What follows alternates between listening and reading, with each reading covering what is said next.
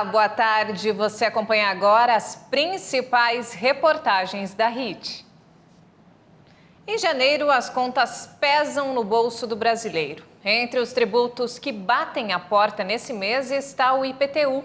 Mas o que muita gente não sabe é que muitas pessoas podem pedir a isenção desse pagamento. Saiba quem tem esse direito. O imposto predial e territorial urbano é calculado com base no valor venal do imóvel, que é estabelecido pelo poder público. O tributo costuma sofrer variação anual. O valor arrecadado com o imposto deve ser usado em obras públicas da cidade. O atraso no pagamento pode acarretar em multa ao proprietário do imóvel. O valor cheio do IPTU pode ser parcelado nos 12 meses do ano. E qualquer pessoa pode ter desconto no imposto caso efetue o pagamento à vista. A porcentagem da dedução varia em cada estado do país. Beneficiários do INSS podem ter de 30% a 50% de desconto no tributo ou até a isenção dele, dependendo da situação. De todo modo, tem de ter renda mensal de no máximo 5 salários mínimos, deve ser proprietário do imóvel e morar nele e não ter nenhuma outra casa em seu nome. O requerimento deve ser feito junto à prefeitura da cidade. Para solicitar desconto ou isenção, normalmente são exigidos documento de identificação do proprietário com foto, documento de propriedade ou posse do imóvel, comprovante de residência atualizado, comprovante de renda familiar e extrato detalhado do benefício. O número de novos casos conhecidos de Covid-19 notificados na cidade de São Paulo bateu recorde nos últimos dias e superou o pico da pandemia de março do ano passado. Mas, além do rápido avanço da variante Ômicron, a diminuição da oferta de testes que funcionam como uma prevenção da doença está preocupando cada vez mais os brasileiros. Logo ao chegar no atendimento da UBS AMA da Santa Cecília, nos deparamos com dúvidas. Por exemplo, ela não é gestante, ela não tem doença diabética, essas comorbidades, ela não é da saúde, não é de rua e ela tomou já as 3 horas. Então não é. A gente manda no médico, aí vai ficar critério dele e ele faz a avaliação.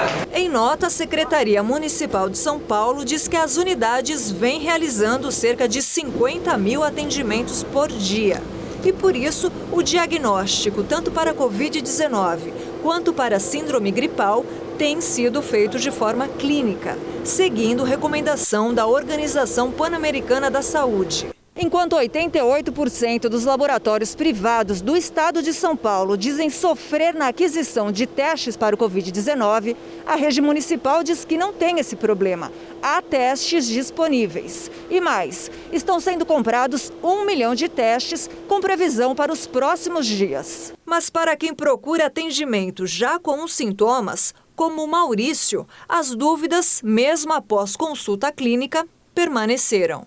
Comecei a passar mal, vim trabalhar, comecei a passar mal, comecei a ficar com muita falta de ar e me orientaram para que eu fosse ao posto para fazer o teste, para ver se eu não estava com Covid. Nesse meio tempo que eu estive lá, eu vi 3 pessoas indo embora sem fazer o teste. Para evitar a doença, os principais cuidados continuam os mesmos. Evite aglomerações, mantenha as mãos higienizadas e use máscara. Mais da metade dos infectados por Covid tem sequelas em até 6 meses. Foi o que apontou um estudo do State College of Medicine dos Estados Unidos, que detectou uma série de sintomas físicos e mentais persistentes após a infecção pelo coronavírus. Porém, desde o início da vacinação, os médicos vêm observando que a consequência da Covid em quem se vacinou é menos grave. A grande cicatriz é resultado de 2 cirurgias que Isaac precisou fazer para a retirada do baço. Ele contraiu Covid em março do ano passado e ficou 60 dias internado. Desses, 28 dias na UTI. Hoje, em processo de reabilitação, explica que as sequelas da doença foram extremamente agressivas. Perde muita massa muscular, você tem um quadro de infecção muito grave no corpo. O tempo de internação, o tempo de UTI que eu fiquei, praticamente me tirou todas as habilidades do corpo, né? Dona Maria também se exercita após ficar com movimentos das pernas comprometidos por sequelas da doença. Agora eu tô bem melhor, era só mais a respiração, cansaço. Ela e Isaac fazem parte do quadro dos 350 pacientes que atualmente toda semana vão até o Centro de Referência para Reabilitação e Cuidados Paliativos de pessoas que ficaram com sequelas após contrair Covid. Com pequenos movimentos, repetindo várias vezes, muitos pacientes contraíram Covid agora passam por esse processo de reabilitação. Os pacientes que pelo menos já receberam uma dose, né? Ainda não, mesmo aqueles que não completaram o ciclo, são casos muito menos graves, se eu posso dizer assim, né?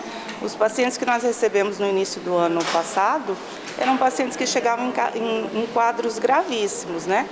Cadeira de rodas, dependente de terceiros, com prejuízo na fala, né? Hoje os quadros também ainda persistem, alguns sintomas, mas são mais brandos. Isaac é a prova viva. Contraiu a doença antes mesmo de ser imunizado e afirma que as sequelas foram bem mais graves do que os que completaram o ciclo vacinal. Eu garanto que assim, as pessoas que pegou Covid depois do processo de vacinação, né, as sequelas são muito menores. A doença ela foi muito menos agressiva do que foi comigo. Né? Então, assim, tem que existir essa conscientização com relação à vacina. Existem os riscos? Existem, mas os riscos de você não tomar a vacina, elas são muito maiores. E ainda falando sobre coronavírus, vamos conhecer uma família de Mato Grosso do Sul que é extremamente consciente quando o assunto é vacinação. Acompanhe. Giovana, de 6 anos, tomou a vacina no sábado. Levou até um desenho para agradecer os profissionais de saúde. Estou sendo protegida.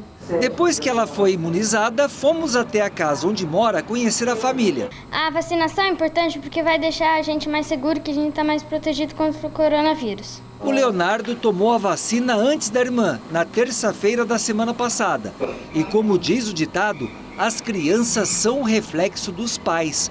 Daniel e Raquel são antropólogos, uma ciência que estuda os vários aspectos da vida social.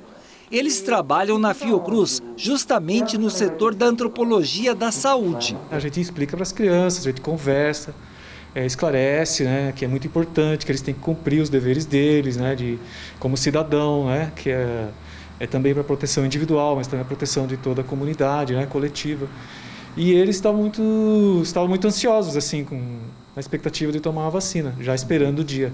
Como responsáveis pelas crianças, acho que a gente tem o dever de explicar o que está acontecendo e orientá-los nos caminhos mais adequados. E com relação a essa pandemia, quais são as orientações e as responsabilidades que nós, como os pais, temos com os filhos? Ah, e tem mais, viu? O Leonardo pediu para falar que teve reação à vacina. Fiquei muito feliz. Isso mesmo. E olha só, agora um alerta. Golpistas estão invadindo perfis nas redes sociais para conseguir dinheiro. Os criminosos se passam por donos da conta para extorquir os seguidores. Uma jovem de Campo Grande, Mato Grosso do Sul, teve a conta do Instagram hackeada enquanto passava férias no Nordeste. Que cenário! As tão sonhadas férias na Bahia, sol e praia. Era final de dezembro, tudo perfeito, até que Lidiane teve o Instagram hackeado. Investimento de criptomoedas, que você investe um valor e tem um retorno em dobro desse valor. Depois, o estelionatário foi ainda mais ousado. Ele pediu dinheiro para que eu precisasse pagar a conta do Instagram. E teve gente que caiu no golpe e mandou dinheiro na conta do estelionatário. Teve uma colega que postou que pagou R$1.000. E nisso foi 1.500, 400, 300, uma média somando tudo de uns R$4.000. O estelionatário chegou a entrar em contato com a Lidiane pedindo dinheiro para devolver a conta do Instagram. Ela, é claro, não aceitou. Fez boletim de ocorrência ainda na Bahia, mas a polícia disse que nada podia fazer. Este delegado em Campo Grande diz qual a primeira providência quando um Instagram é hackeado. Informar familiares e amigos de que aquele perfil não está sendo comandado por você, que é um estelionatário, pedindo dinheiro de alguma forma. A polícia não cita números, mas afirma que aumentou demais esse tipo de crime. Geralmente, os estelionatários usam a rede social da vítima para vender produtos que não existem. Certifique-se de que o vendedor se trata de fato daquela pessoa proprietária do perfil e não de um estelionatário que tenha hackeado aquela conta. E caso você caia no golpe, ainda pode dar tempo de reaver o dinheiro. É possível o contato junto à instituição financeira para o bloqueio cautelar desses valores. De qualquer modo, é imprescindível o registro de boletim de ocorrência em qualquer delegacia de polícia do estado do Mato Grosso do Sul. No site da Polícia Civil tem o passo a passo de como tentar recuperar uma conta do Instagram hackeada. Esta é a última postagem feita na quarta-feira desta semana pelo estelionatário e aqui ele está vendendo um curso de aplicação financeira. Lidiane, você já tentou recuperar sua conta do Instagram? Já, tentei recuperar inúmeras vezes, denunciei, entrei em contato com o Instagram e eles não me retornaram. E agora, o que você vai fazer? Agora eu vou ter que entrar com um processo contra o Instagram para que pelo menos eles desativem a conta por enquanto, né? Lidiane diz que quase todos os seguidores do Instagram já sabem do problema que enfrenta e ela segue tentando resolver a questão. Na verdade, eu não queria criar outra conta por conta disso, né? Mas eu criei pelo menos para avisar as pessoas que eu não tinha no WhatsApp. Mas eu me sinto ainda com medo, com receio, eu tenho medo até de entrar no Instagram. Os planos de saúde para pets vêm crescendo consideravelmente nos últimos anos. Hoje, estima-se que entre 100 mil e 130 mil animais domésticos estejam cobertos por convênios. Mas é preciso ter muito cuidado na hora de contratar um plano de saúde. Acompanhe na reportagem da Maria Clara Leite. A família do Júnior sempre teve cães, mas a maioria vira-lata. Quando o empresário foi morar sozinho, resolveu ter uma maltês e já sabia que os cuidados com a filha de 4 patas teriam de ser especiais. Essa daqui é a Maia, já está com 3 anos e 2 meses, né? Eu contratei o plano de saúde logo da primeira semana que ela veio para mim, por já saber que eles dão um pouquinho de trabalho em questão de gastos nessa parte de veterinários. Custo. Essa é a razão que tem levado muitos tutores a contratarem planos de saúde para os seus pets. Um mercado que agora vem crescendo bastante, apesar de ser regulamentado desde 1998 pelo Conselho Federal de Medicina Veterinária. E a previsão é de que em 5 anos o número de segurados por esses tipos de convênios chegue a 1 milhão. Sim, nós não temos nenhuma pesquisa, não sabemos te informar o porquê que isso vem acontecendo, tá? O que a gente orienta é que esses planos de saúde façam um registro junto ao Conselho, como está previsto na resolução do Conselho Federal, a 647 de 98, que foi essa que você citou, que regulamenta os planos de saúde. Isso é o mais importante. É o que garante que o plano de saúde está de acordo com a lei. É o primeiro item que tem de ser avaliado na hora de contratar esse tipo de serviço. E para isso, basta acessar os portais dos Conselhos de Medicina Veterinária. Com o nome da empresa, o CNPJ, a pessoa consegue fazer essa consulta no nosso site, se tem um médico veterinário responsável técnico por esse plano de saúde. Além disso, é imprescindível avaliar com cautela as cláusulas contratuais do plano a ser contratado, especialmente quanto aos serviços oferecidos. Verifique se há cobertura de consultas e quantas são permitidas no ano, se o plano cobre exames e cirurgias. Analise também a rede credenciada e se há hospitais 24 horas para emergências. A resolução, ela não contempla quais são os serviços mínimos que tem que ser oferecido pelo plano de saúde. Então, isso cabe à pessoa que for contratar o plano de saúde comparar isso. O Júnior tomou todos esses cuidados. Durante 3 dias, eu fiquei ali umas 3, 4 horas do meu dia ali pesquisando os planos de saúde que existia para pet, tanto as clínicas que eles cobriam. Na época, ele encontrou inúmeras reclamações na internet. Propaganda enganosa, mau atendimento, cobrança indevida. A até encontrar o plano que atendesse todas as suas necessidades. E hoje diz que não tem do que reclamar. Eu mesmo faço de tudo para não cancelar ou perder o plano dela, né? No caso, como eu sei que eu praticamente vou quase todos os meses, mesmo por questão de rotina, levo ela para consulta clínica mesmo para ver se tá tudo ok. O empresário contratou o pacote Master do plano escolhido, que começa com valores de aproximadamente R$50. Mas como o dele é o top... Hoje eu pago 152. Para ele, cada centavo vale a pena. Como ele diz, é um investimento para manter saudável sua filha de 4 patas.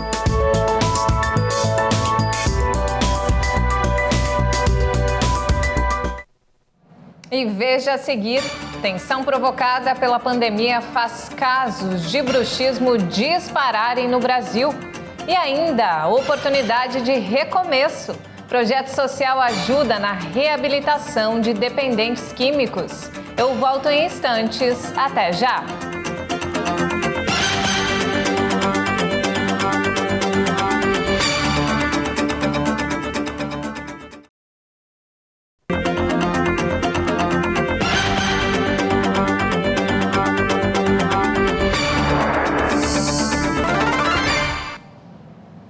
Diversas enfermidades foram desencadeadas ou agravadas durante a pandemia. Boa parte delas por causa do estresse e a ansiedade gerados pelas incertezas.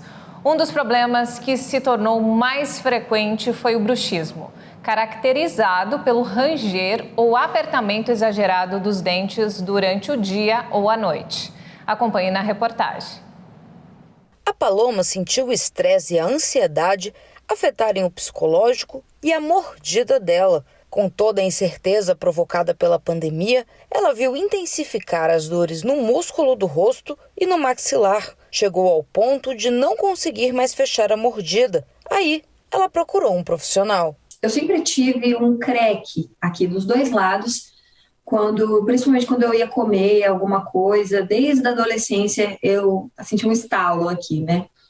Então, no começo da pandemia, isso começou a piorar e até que eu não conseguia comer. Começou a doer muito, muito aqui nesse ossinho. E eu falei, bom, preciso procurar um dentista, um ortodontista, né, que era mais especialista nisso. E até que chegou um dia que a minha mordida não encaixou, sabe? Saiu do lugar, como se meus dentes tivessem feito isso. Eu falei, meu Deus, e agora? E aí, encontrei um ortodontista que me indicou a plaquinha, porque ele explicou, à noite, quando você vai dormir, você está apertando, você tem bruxismo, você morde tanto, tão apertado. No meu caso, eu não cheguei a desgastar os dentes, mas ele disse que eu apertava muito a mordida, porque eu tinha estresse, ansiedade, e com a pandemia, inclusive, isso piorou. Casos como o da Paloma se tornaram mais comuns nos últimos anos, segundo a Sociedade Brasileira de Odontologia. As visitas periódicas ao dentista e a atenção aos sintomas desde o início são fundamentais para evitar o agravamento das disfunções temporomandibulares, além de problemas mais graves como fratura ou desgaste dentário. Especialistas comentam que para manter ou buscar a calma, atividades como meditação, yoga e a prática de exercícios físicos podem auxiliar muito. E o aumento nas vendas de antigripais explodiu. A procura está tão alta quanto no inverno. Isso é reflexo da onda de doenças respiratórias que atingem o país.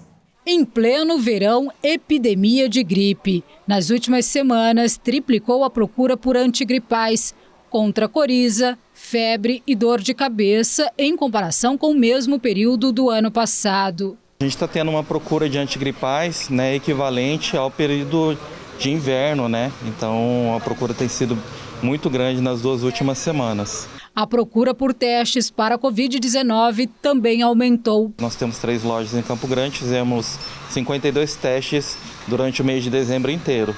Nesses 3 primeiros dias úteis que nós trabalhamos de janeiro, nós já fizemos 50 testes. E o índice de positividade destes testes chegou a 30%. O que preocupa os especialistas em saúde é a automedicação, num período onde há pandemia de Covid, epidemia de gripe e aumento no número de notificações de dengue. A automedicação em qualquer hora do ano é ruim. Mas nesse momento a gente tem esse agravamento do Covid, da influenza e nosso estado não pode esquecer ainda das arboviroses, que somos a dengue, chikungunya e zika vírus, que também está no nosso meio. Que tudo inicialmente, os sinais e sintomas são semelhantes. Ou seja, nós estamos assim numa situação onde que tem a atenção básica na sua saúde tem que ser muito plena. E a automedicação em si é muito ruim nesse sentido. O que é bom para a gripe pode não ser bom para o Covid, o que pode não ser bom para um caso de dengue.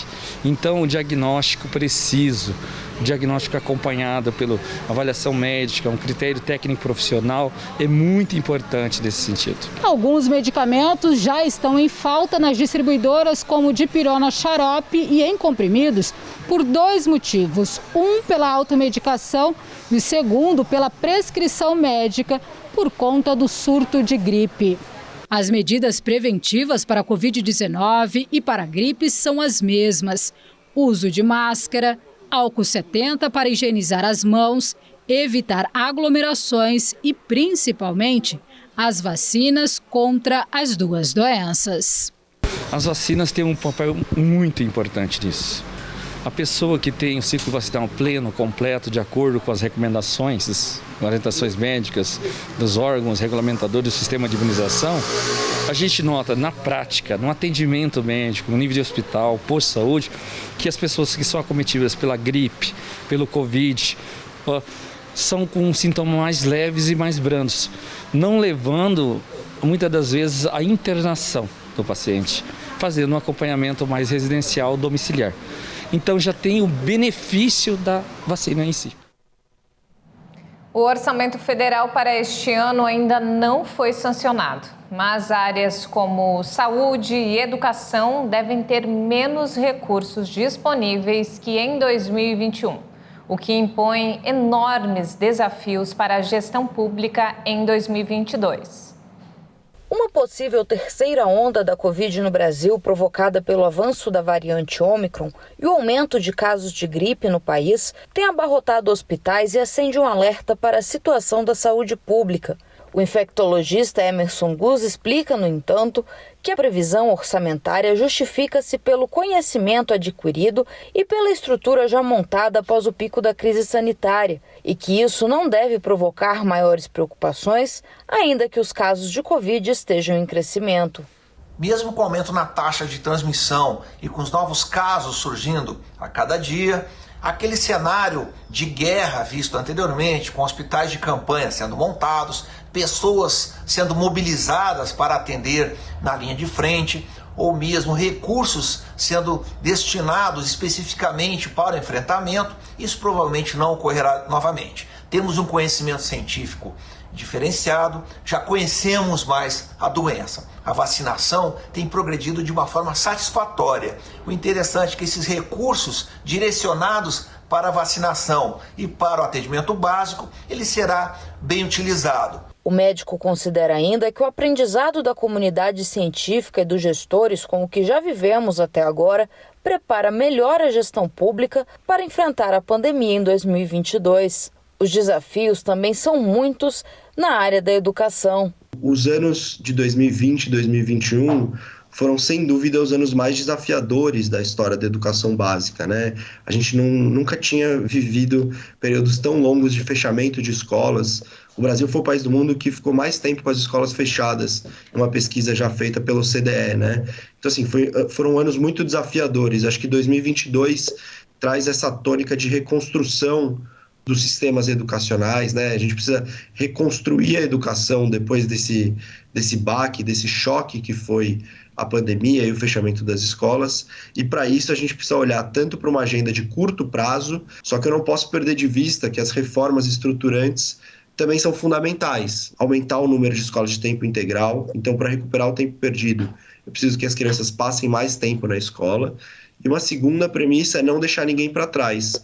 Então eu preciso entender que os impactos da pandemia foram diferentes para cada um dos alunos. Alguns alunos foram mais prejudicados e esses alunos vão precisar de mais atenção do poder público, porque senão eles vão ser alunos que realmente foram marcados na sua trajetória escolar por esse evento da pandemia, né? O coordenador de políticas educacionais do Todos pela Educação diz ainda que o Ministério da Educação deveria ser mais presente e coordenar estratégias junto às prefeituras e governos para garantir melhores índices de aprendizagem.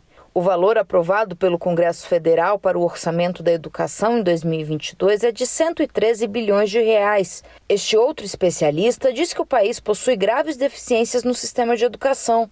Para ele, além de recursos, o Brasil precisa aprimorar a dinâmica e a gestão para conquistar melhores resultados. O Brasil, no âmbito federal, vai investir nesse ano de 2022 mais de 110 bilhões de reais. É muito dinheiro quando a gente olha para o número de alunos e quando a gente olha a realidade das pequenas cidades no Brasil. Nós não precisamos só de dinheiro, nós precisamos de pessoas treinadas, de capacidade e principalmente de responsabilidade. O Brasil deve enfrentar ainda desafios sociais. Segundo o IBGE, o país tem mais de 13 milhões de desempregados e cerca de 5 milhões de desalentados, pessoas que simplesmente desistiram ou não têm condições de buscar uma oportunidade no mercado de trabalho.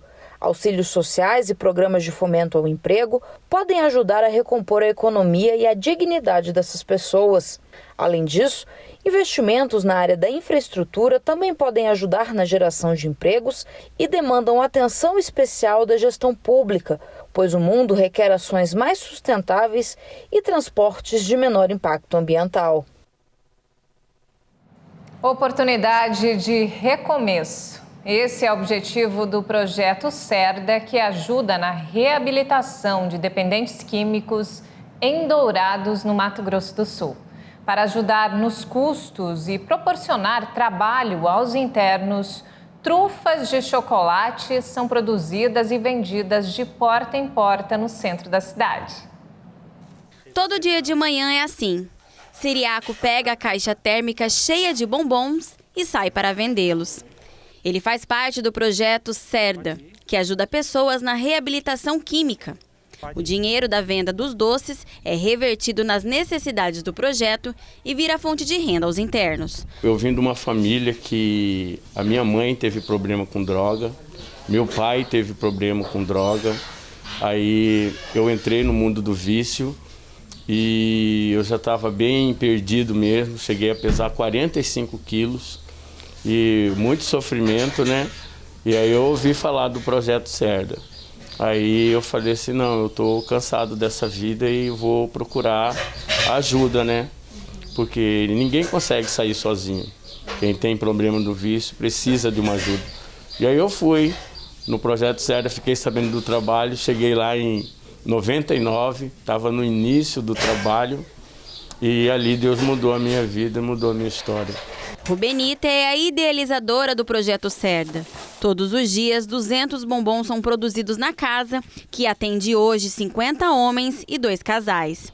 Todos em busca de recuperação do vício. Aqui, a rotina é de muito trabalho e oração.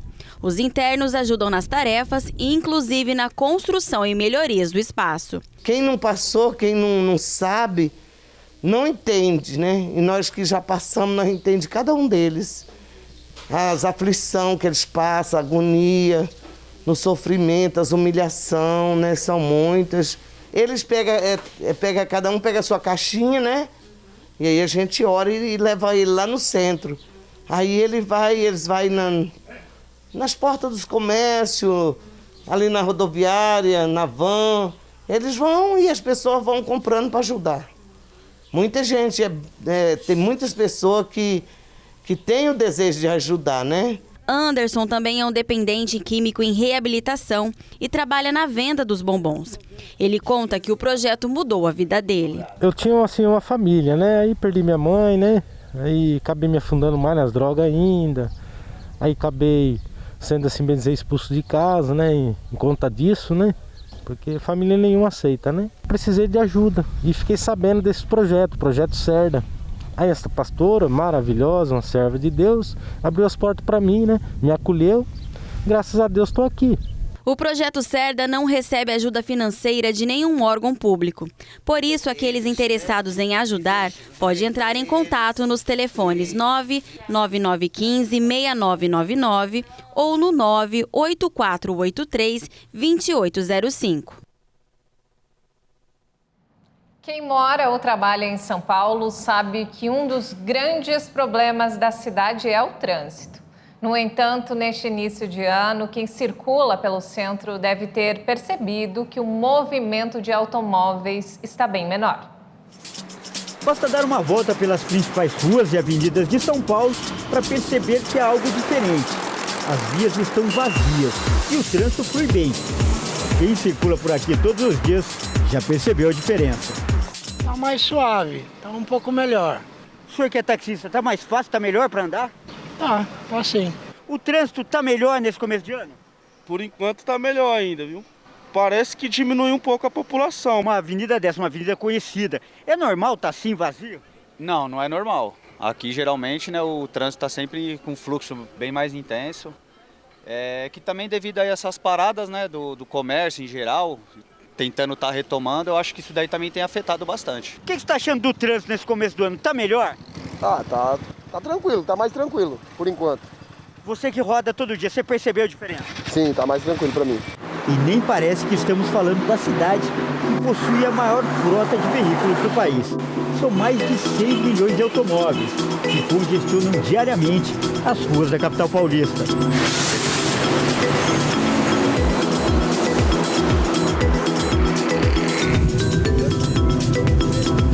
Mas nesse mês de janeiro, a quantidade de carros nas ruas caiu bruscamente. A média mensal de lentidão é a menor dos últimos anos, como mostram os números da CET, a Companhia de Engenharia e Tráfego.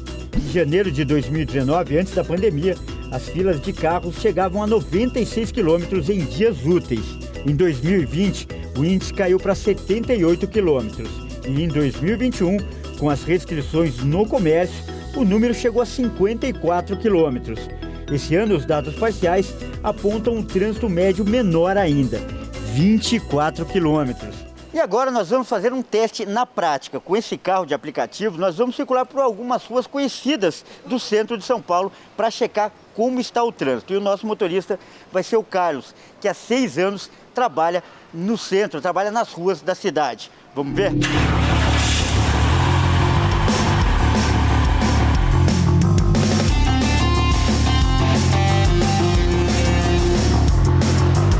De cara dá para perceber as ruas vazias. A gente vê uma avenida como essa, que é uma avenida conhecida aqui, muito movimentada, liga a região central até a região sul. Não tem carro nenhum aqui na frente. É normal esse cenário? Não, não é normal esse cenário. Ele costuma estar com mais excesso de carro, né? Mais trânsito. E o que isso muda para você que dirige todo dia, que fica na rua, que se estressa no trânsito? Como isso muda na sua vida? Muda o estresse, psicologicamente fortalece, ajuda a gente a não se estressar, a não sentir tanto cansaço. A economia de gasolina também ajuda bastante. E até a movimentada Avenida Paulista, cartão postal da cidade, estava bem mais tranquila. Aqui, Carlos, a gente está vendo aqui, a gente está na Avenida Paulista, a avenida mais conhecida, cartão postal da cidade. E o trânsito está fluindo bem, né? Está fluindo muito bem. Lógico, tem alguns carros parados que faz o trânsito normal, mas devido às outras épocas o trânsito está normal. Então, comparado com outros anos, isso aqui está uma maravilha para andar. Está uma maravilha, graças a Deus. De acordo com especialistas, além do período de férias, que normalmente diminui a quantidade de veículos, a presença da variante Ômicron do coronavírus também tem ajudado a reduzir o trânsito na maior cidade do país. Mas tem acontecido um fenômeno. As pessoas, nós temos percebido que o trânsito nas cidades tem diminuído consideravelmente. Então, além dessas questões das férias escolares, nós temos a questão do Ômicron. Essa variante do vírus, Covid-19, e o que obriga muitas pessoas a trabalhar em casa, ou seja, fazer o home office. Então, empresas, tanto indústrias quanto empresas comerciais e de serviços, elas têm permitido com que seus funcionários possam fazer o seu trabalho em casa. Então, consequentemente, você vai ter um trânsito menor, porque as pessoas estão deixando o carro em casa ou deixando de usar um pouco o meio de transportes também. E a nossa viagem chega ao fim. O trajeto total foi de 8 quilômetros, que foram percorridos em aproximadamente 20 minutos. Vamos fazer o balanço da viagem, nós acabamos de chegar. Foram 8 quilômetros, quanto tempo deu, Carlos? Deu a metade do tempo que costuma dar, entendeu?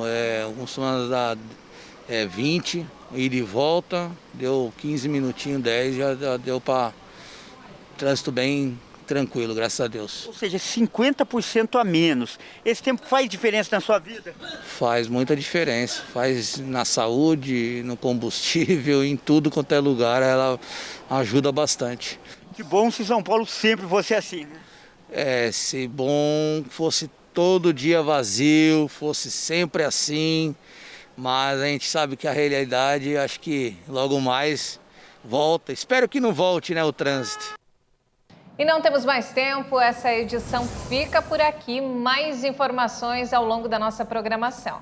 E se quiser rever as nossas reportagens, acesse o canal HIT Notícias no YouTube. Um excelente domingo para você e obrigada pela companhia.